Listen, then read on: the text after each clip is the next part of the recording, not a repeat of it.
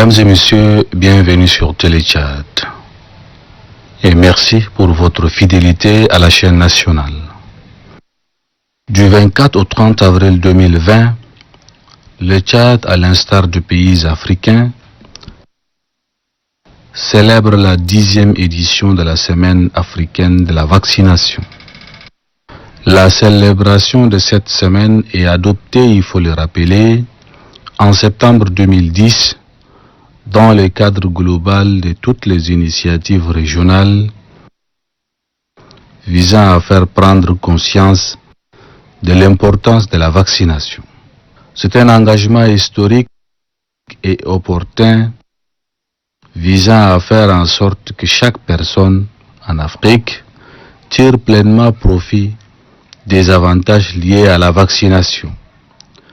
Les succès remportés par les éditions précédentes de la Semaine africaine de la vaccination a suscité l'engouement pour la protection de la population à travers la vaccination.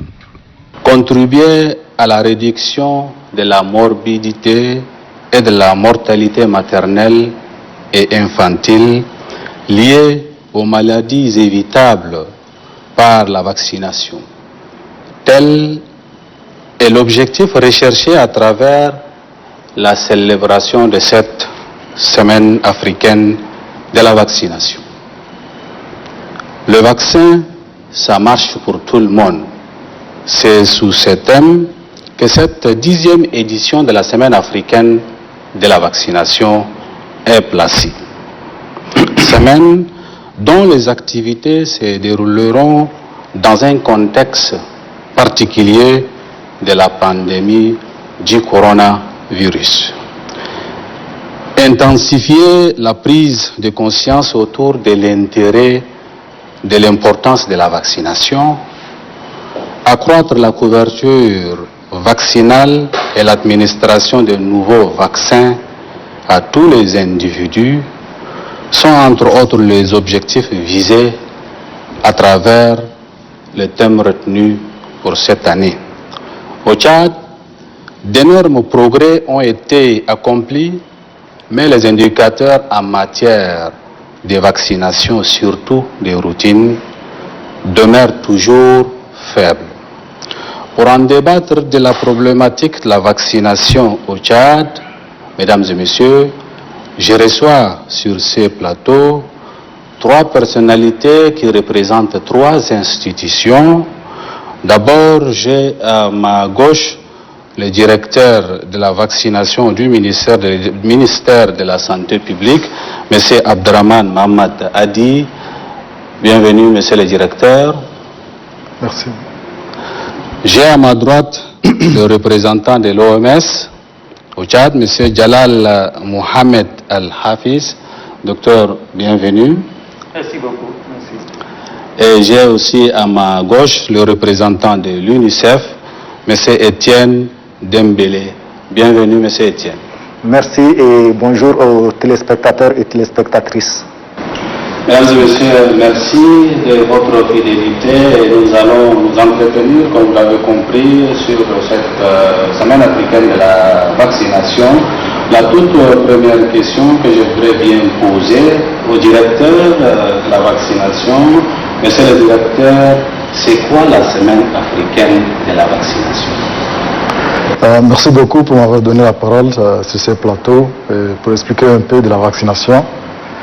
Cette semaine africaine de la vaccination, il faut le rappeler que c'est la semaine qui résulte de la 65e Assemblée mondiale de la santé. Chaque année, la dernière semaine du mois d'avril, le monde essaie de célébrer la semaine mondiale de la vaccination. Et pour atteindre certains objectifs, la région africaine a décidé de se joindre au monde pour célébrer cette semaine africaine de vaccination.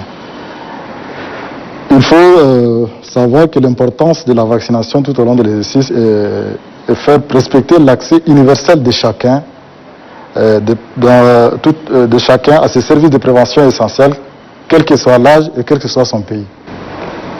Merci. Monsieur le représentant de l'OMS, c'est quoi pour vous la semaine africaine de la vaccination?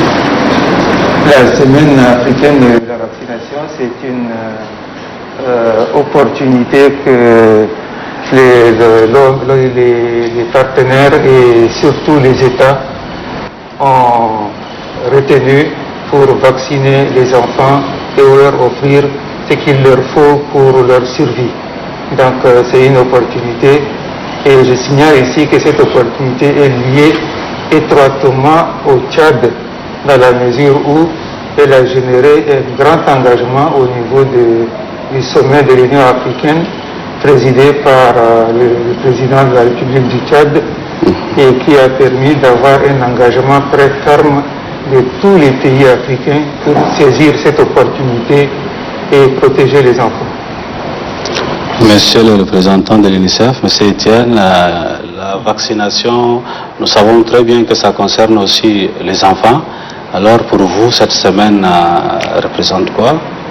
Oui, merci. Cette semaine, comme l'ont déjà dit mes prédécesseurs, la vaccination, certes, est un acte quotidien, mais cette semaine est une occasion pour encore rassembler les efforts autour de la vaccination, pour sensibiliser les populations, pour faire un plaidoyer auprès des décideurs et pour engager plus tout le monde dans les domaines de la vaccination. Donc des actions spécifiques de vaccination peuvent être menées au cours des semaines de vaccination et c'est une occasion vraiment de faire encore un rappel chaque année sur la vaccination. Merci. Oui. Le thème retenu cette année, j'avais soulevé au départ de cette émission, les vaccins, ça marche pour tout le monde. Est-ce que vous pouvez nous dire vraiment par rapport à ce thème, pourquoi d'abord le choix de ce thème? Merci. La célébration de la semaine africaine de vaccination doit interpeller toutes les consciences. Nous devons donner collectivement la priorité à la vaccination comme intervention essentielle pour réduire la mortalité maternelle et infantile. Le thème retenu pour la 10e édition de cette année, qui est le vaccin, ça marche pour tout le monde, n'est pas un simple slogan. Car la vaccination protège les nourrissons, les enfants, les femmes enceintes et toute la population de maladies évitables comme la diphtérie, le tétanos, la coqueluche, l'hépatite, la tuberculose. Donc c'est pourquoi nous tenons à ce que, ainsi que l'hépatite et le cancer cervical, dans nos sous-régions surtout en voie de développement, comme nos pays ne sont pas en mesure de faire une médecine curative, c'est-à-dire que prendre en charge les médecins, la meilleure façon de s'occuper de la population, c'est de faire une médecine préventive, donner le vaccin et éviter la maladie. Merci. Docteur Djalal, par rapport à cette semaine, le directeur a parlé déjà des vaccins. Hein. Quelles sont les cibles? Est-ce que vous pouvez nous dire les cibles de cette semaine qui sont concernées par la vaccination? Oui, les cibles de cette semaine, au niveau des structures de vaccination, c'est essentiellement les enfants et les femmes enceintes, les enfants de moins de 1 an et les femmes enceintes. Toujours est-il que si un enfant a déjà commencé la vaccination et qui n'est pas venu, il peut être rattrapé après 1 an. Et les femmes enceintes également sont ciblées par cette semaine.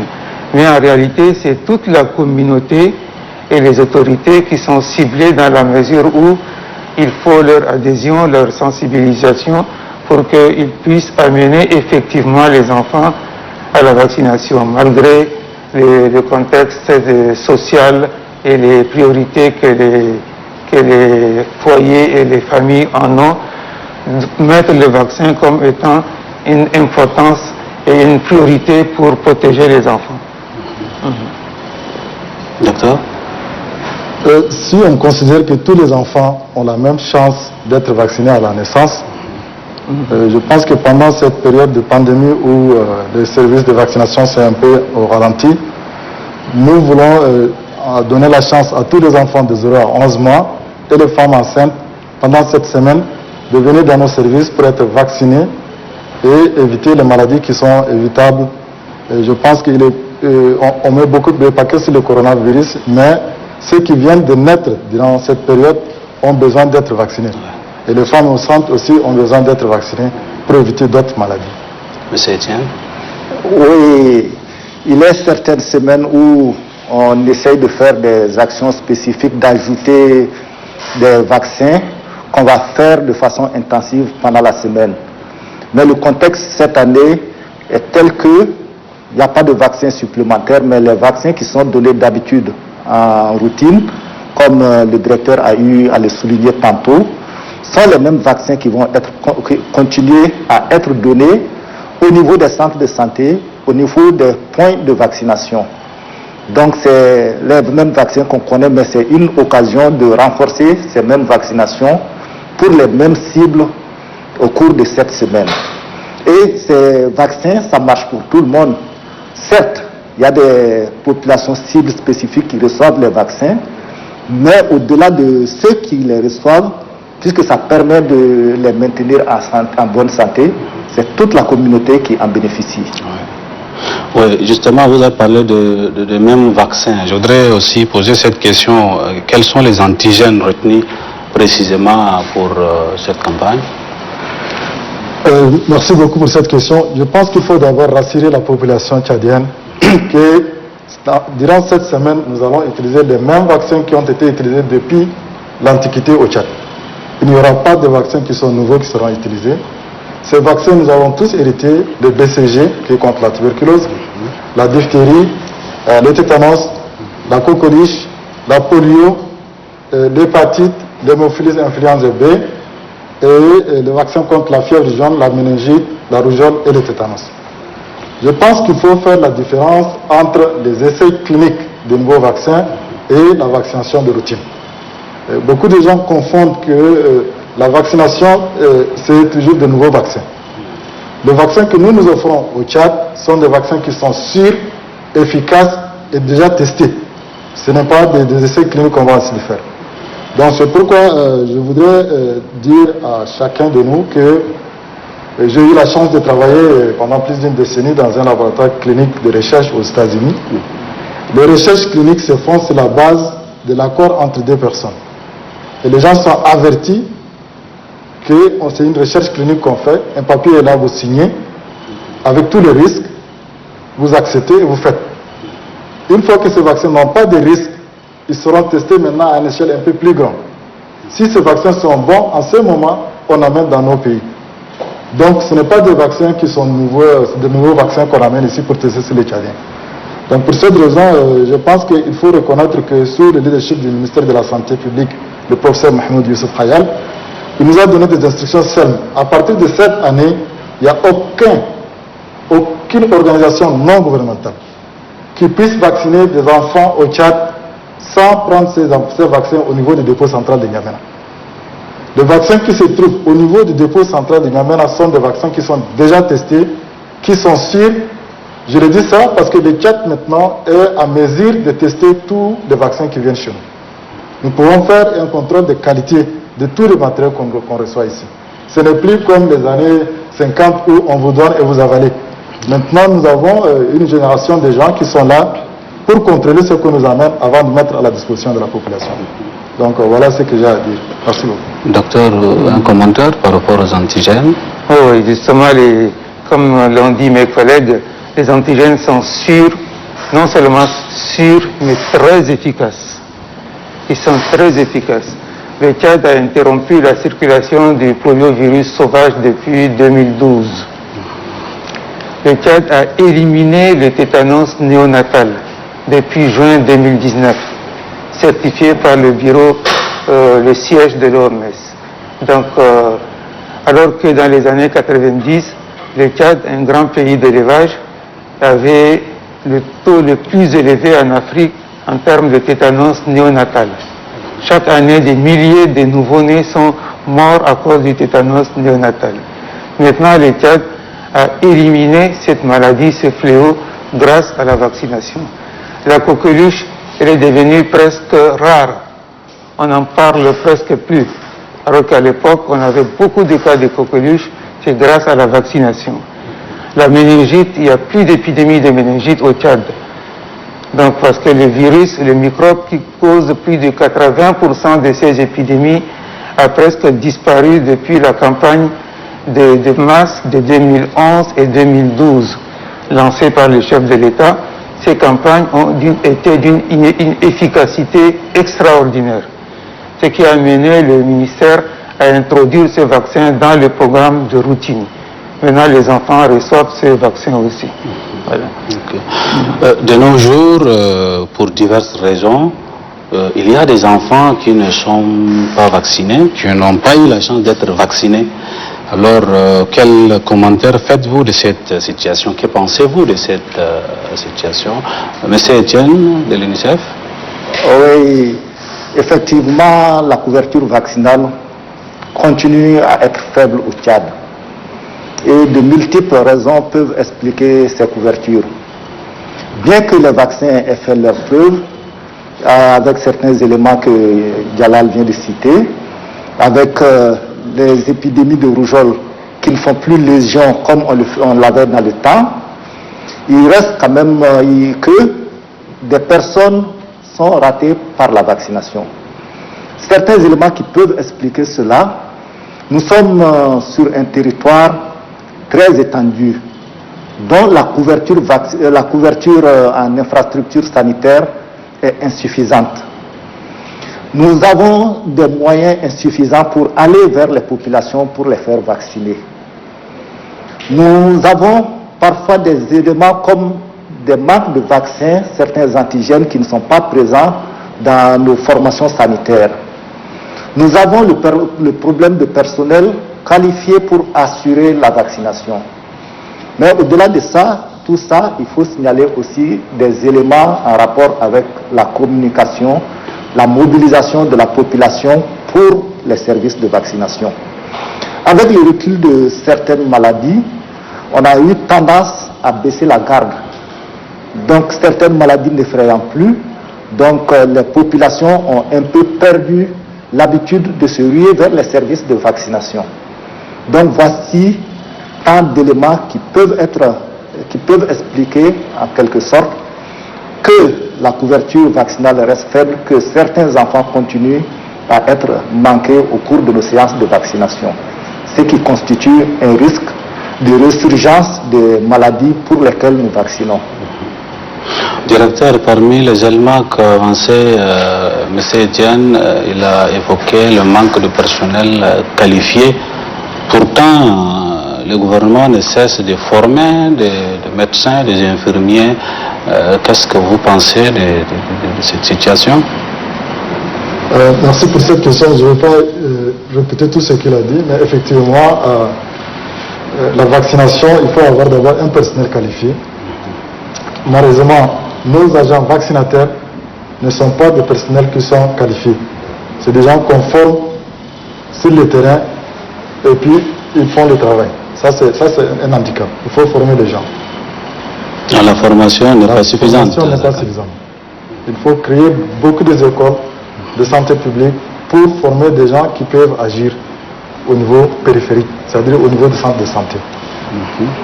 Et puis, il faut reconnaître que nos enfants représentent notre ressource la plus précieuse. Chaque homme sur la terre, la première chose qu'il a comme ressource précieuse, c'est ses enfants. Pourtant, malgré les efforts qui sont consentis par le gouvernement, les partenaires techniques et financiers, nous remarquons au Tchad que notre pays a une couverture vaccinale de routine qui tourne autour de 22%. Ça veut dire quoi? Un enfant sur 5 ne reçoit pas le vaccin dont il a besoin pour survivre, grandir dans des conditions normales et participer au développement du pays. Dès notre arrivée ici, au niveau de la direction de la vaccination en février 2020, nous nous sommes posé la question pourquoi le Tchad a une couverture vaccinale de 22% par rapport aux pays voisins comme le Niger qui a 52%. Cette question, le Cameroun a 52%, le Niger a 52%. Pourquoi le Tchad a 22%? Dans certaines régions, comme les Bata, la couverture vaccinale est inférieure à 3%. Et qu'est-ce qui justifie ça, monsieur le directeur? Les causes sont multiples. Mais ils ont un dénominateur commun, à mon avis, à mon propre avis, compte tenu du laps de temps que je suis resté au niveau de la direction de la vaccination, la gouvernance et la redevabilité. Nous sommes tous responsables. Mais, malheureusement, même le président de la République a essayé de mettre 3 milliards de nos francs dans l'enveloppe budgétaire de la vaccination. Mais la question qu'on se pose, est-ce que ces 3 milliards sont utilisés pour la vaccination? Ça, c'est la première question. Si cet argent n'est pas utilisé pour la vaccination, est-ce que la personne qui est responsable est redevable? Donc, tant qu'on continue à gérer la direction de la vaccination sans qu'il y ait une politique de redevabilité, nous allons toujours avoir des enfants qui ne seront pas vaccinés. Que ce soit au niveau central, que ce soit au niveau de région, que ce soit au niveau de centres de santé. S'il n'y a pas cette politique de redevabilité, nous n'allons jamais atteindre une couverture vaccinale de 80%. Donc c'est pourquoi je demande à tous, au niveau central, au niveau du ministère de la Santé, au niveau des délégations, au niveau des districts, au niveau des centres de santé, nous sommes tous des parents. Nous sommes tous responsables de ces enfants.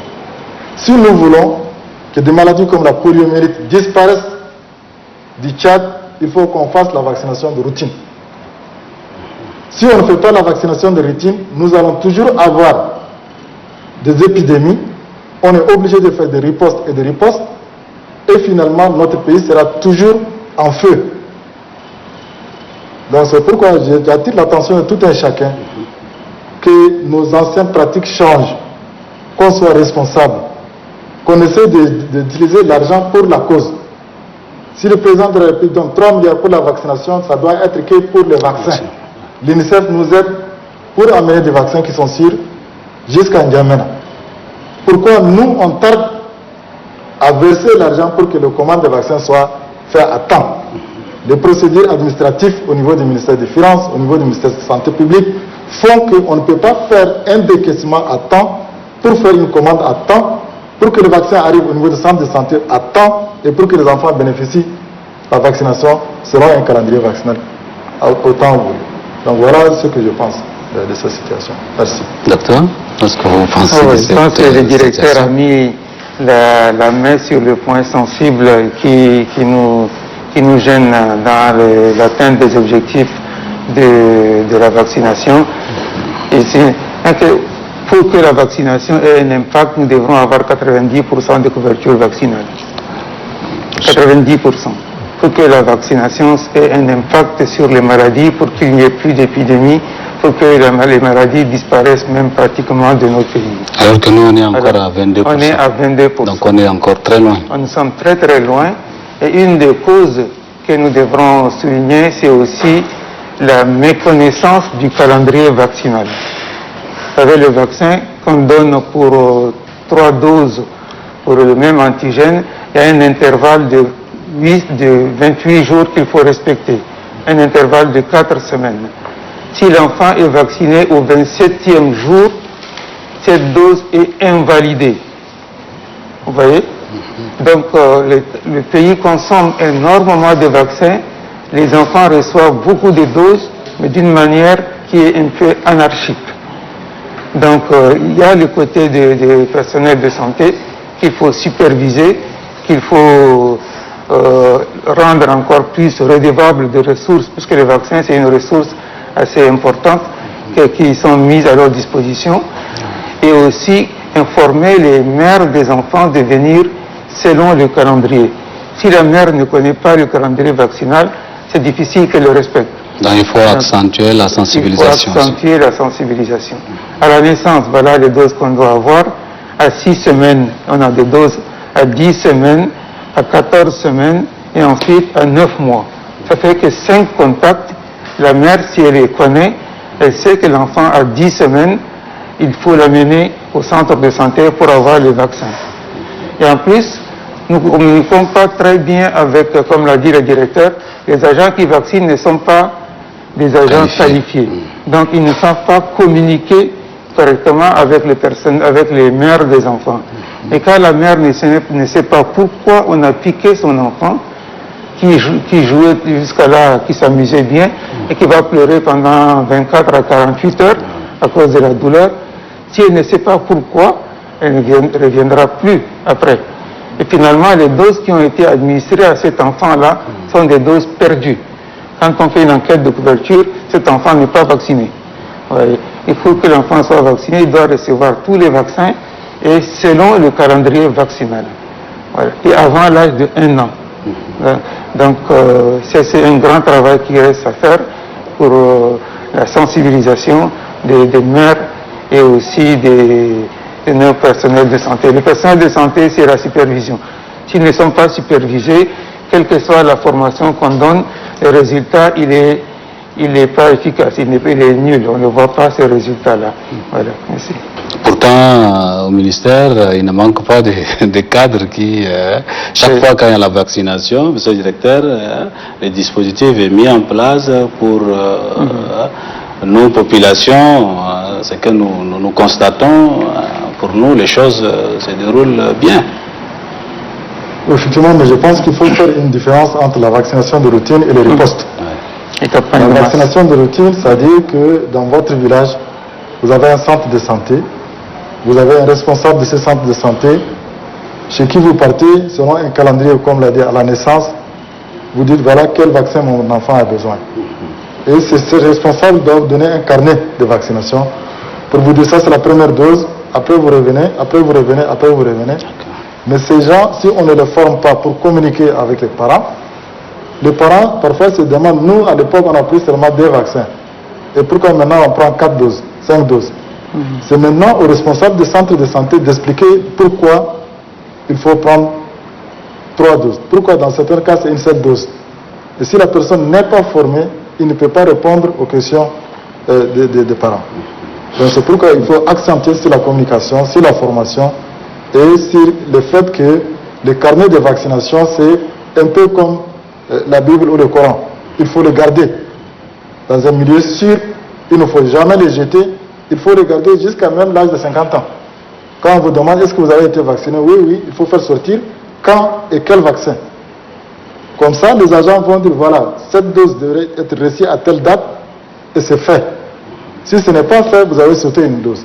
Et là, vous n'êtes pas maintenant fort. Donc il faut reprendre encore. Il nous reste peu de temps pour boucler cette émission avant d'entamer aussi la dernière question. Monsieur Etienne, apparemment vous avez... Juste par rapport à la question du personnel, c'est pour dire que, bon, en voyant comme ça, on peut avoir l'impression qu'il y a suffisamment d'agents de santé. Mais quand on va dans un centre de santé, ou même quand on fait les statistiques, par rapport aux normes retenues de l'OMS, on se rend compte que nous sommes bien en arrière d'avoir les normes.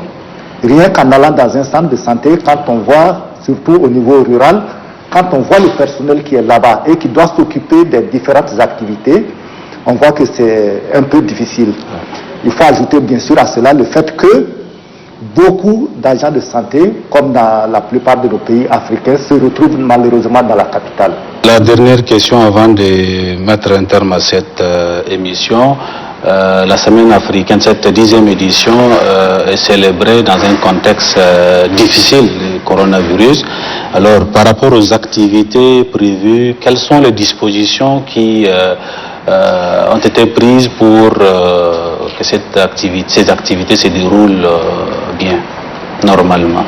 Merci beaucoup. Il faut dire que la pandémie du coronavirus, ça interpelle tout le monde, les riches, les pauvres, et nous sommes condamnés tous maintenant à vivre ensemble, qu'on soit riche ou pauvre.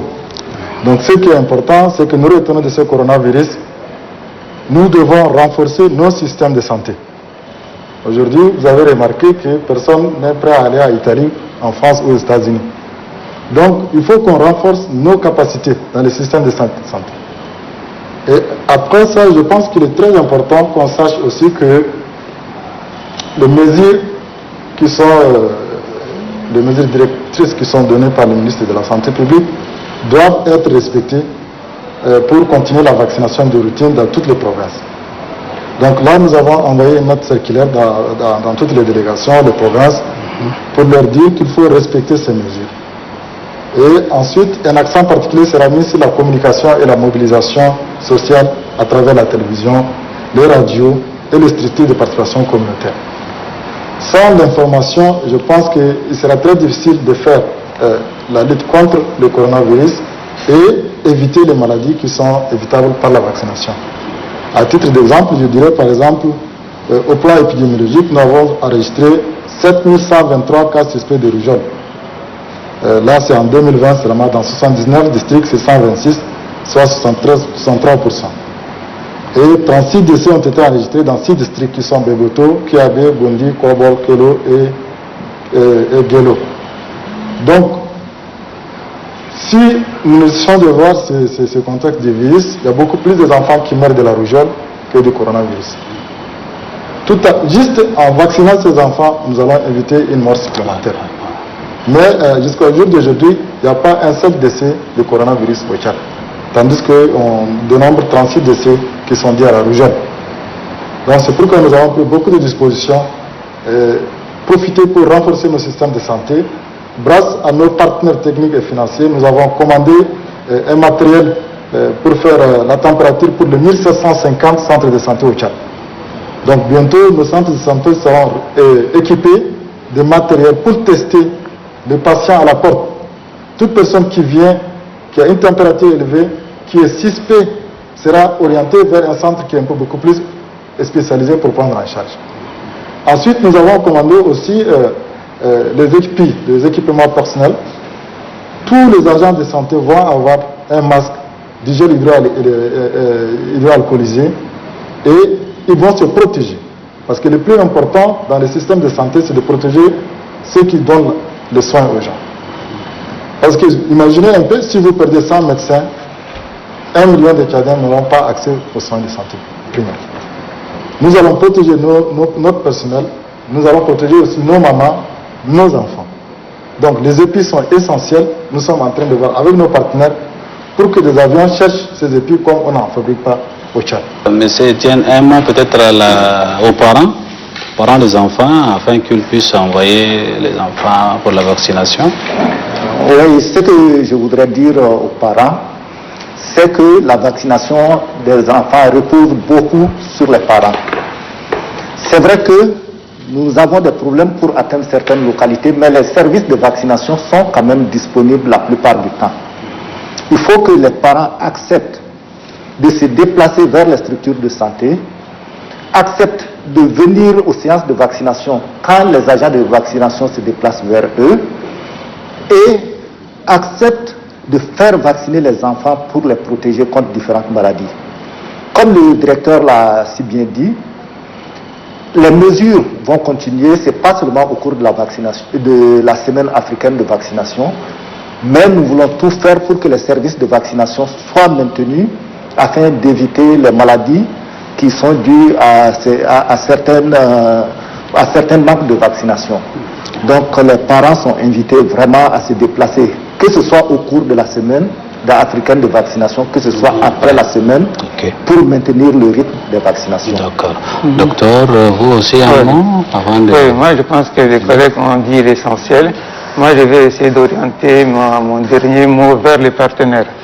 Parce que le pays, le Tchad est un des rares pays africains qui investissent beaucoup d'argent pour la vaccination. Mais la vaccination étant très lourde sur le plan budgétaire, l'appui des partenaires est presque indispensable. Donc, nous lançons un appel à tous les partenaires d'accélérer le renforcement du programme de vaccination avec les chaînes de foi. Vous voyez, le directeur a parlé de 3 milliards de francs CFA pour acheter les vaccins, mais ces vaccins doivent être gardés dans une chaîne de foi sûre. Or, plus de la moitié des structures sanitaires n'ont pas de chaîne de foi. Ils utilisent des caisses isothermes, des boîtes de box, de liège, et ce qui n'est pas recommandé. Il y a un problème de sécurité vaccinale. Donc on doit assurer la sécurité de l'enfant qu'on vaccine, et ça pose des problèmes. Aussi, le contexte du coronavirus, nous avons 40 cas, le directeur l'a dit indirectement. sur les 40 cas, nous avons beaucoup de personnel de la santé. Nous avons des médecins, des infirmiers, des laborantins qui sont sur les 40 cas. Et là, c'est dramatique. Si le personnel de la santé n'est pas protégé, comment il va protéger la population? Oui. Nous n'avons pas suffisamment de masques, ne serait-ce que les masques sont en quantité très insuffisante. Donc nous demandons, malgré ce que vous présentez tout le temps à la télé comme contribution, c'est largement en deçà de ce qu'il faut. Donc l'État fait beaucoup, mais les partenaires, on les invite à faire beaucoup plus que ça. Parfois, on voit seulement des gestes très symboliques, un peu trop symboliques. Parce que quand je ne vais pas citer les structures, mais normalement, il y a des structures de la place qui doivent donner des ressources conséquentes à l'État pour l'aider à faire face à cette pandémie. Parce que s'il y a une pandémie qui paralyse le système, ces structures-là seront aussi paralysées. Ils n'auront pas de clientèle pour fonctionner, ainsi de suite. Donc, les partenaires aussi, sur le plan international, je pense que un appel des voies autorisées doit être renforcé pour que les ressources soient drainées vers le Tchad. Merci. Mesdames et messieurs, ainsi s'achève cette émission spéciale consacrée à la semaine africaine, la 10e édition de la semaine africaine de la vaccination, placée cette année sous le thème « Les vaccins, ça marche pour tout le monde ». Espérons que le message passe et que les parents vont envoyer les enfants et les autres à la vaccination. Merci pour votre fidélité, merci à nos invités pour avoir accepté de partager ces petits moments avec vous, avec nous, et à très bientôt sur Téléchat. Merci beaucoup. Merci. Merci. Bien.